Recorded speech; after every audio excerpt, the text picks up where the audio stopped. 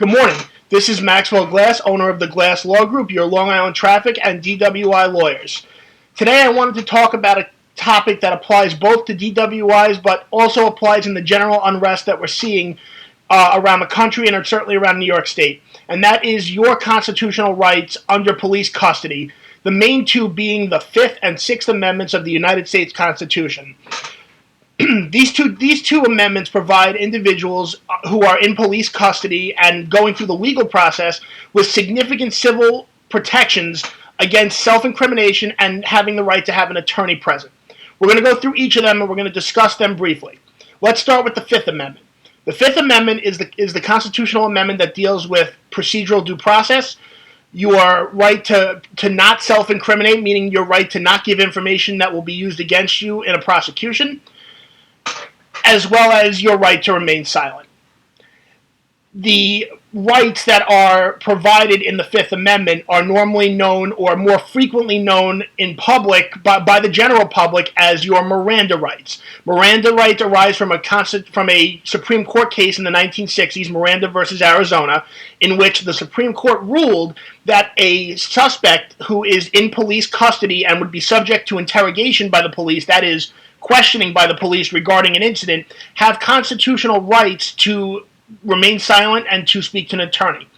The specific language of the Miranda rights, as we all know it, is that you have the right to remain silent, that anything you say can and will be used against you in a court of law, that you have the right to speak to an attorney, and that if you cannot afford an attorney, one will be provided to you free of charge. The police will normally ask you to acknowledge that you understand the rights that have been read to you.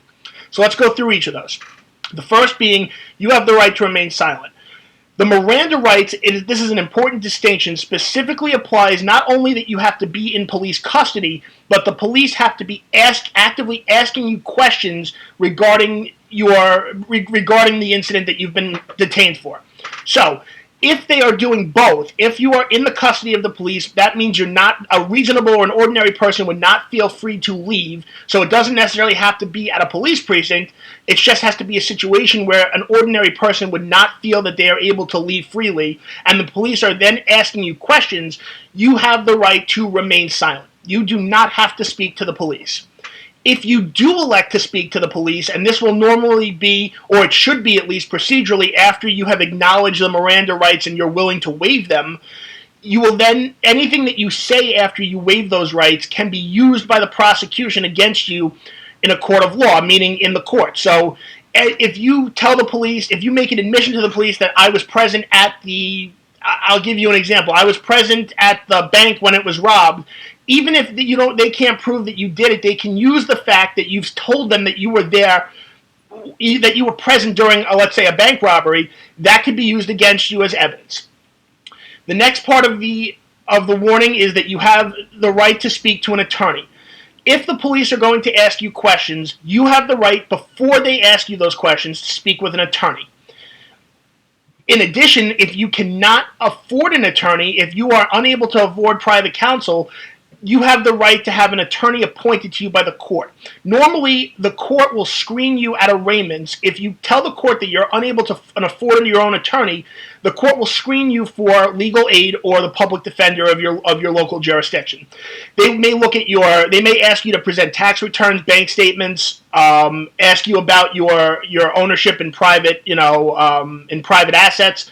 They will find a way. If you don't have private assets or you don't have the salary that affords the ability to an attorney, the court can appoint an attorney for you, which is the public defender's office, and the public defenders do great work. And then finally, the last part of that is that you have the last part of the Miranda warning is, do you understand these rights? You have to acknowledge, or the police have to get an acknowledgement that you understand the rights, because if you don't understand the rights and you then answer questions, the fruits of that interrogation could be called into question by, for example, myself as a defense attorney. So the Fifth Amendment, just generally, again, provides protections to individuals from self-incrimination. That is, primarily your right to remain silent and not give the police information that could, hinder your defense in a prosecution. Your right to speak to an attorney before the questioning begins, and your right to have an attorney appointed to you if you cannot afford one. Then the Sixth Amendment, which is a little bit less known, at least from a public standpoint, because the Fifth Amendment is normally what we see on crime procedural shows.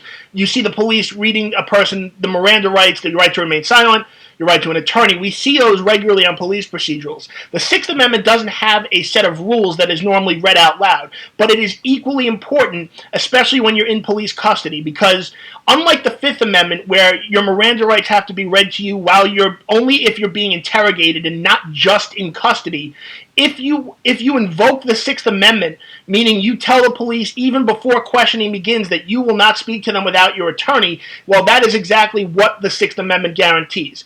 You can tell the police before you can inform police officers that you will not speak to them without an attorney. This invokes your constitutional right to counsel in a criminal proceeding, and that is one of the foundations of the Sixth Amendment. The Sixth Amendment provides other protections as well. It includes a what's known as the Confrontations Clause, and the Confrontations Clause, just simply put, means that if you're going to be accused of a crime, you have the right to face the accuser of the person who's accusing you, that is, of the crime in court. But the bedrock for the purposes of your constitutional rights while in police custody, the Sixth Amendment applies in that regard to your right to have an attorney. You can always invoke your Sixth Amendment right. The Fifth Amendment right can only be invoked when the police are questioning you and you're in their custody. Custodial interrogation. The Sixth Amendment can be invoked by you saying, "I will not speak until I speak to an attorney." These are general overviews of the constitutional rights, and they're important now based on the unrest that we're seeing across our country, in DWIs, which we handle every day, and criminal matters in general. It's important to know your rights, and if you have any questions regarding your Miranda rights or your Sixth Amendment rights or any criminal questions whatsoever, we encourage you to call us anytime, any day. For now, that would be all. I hope everybody has a healthy and safe day, and once again, please remain safe. Thanks for tuning in.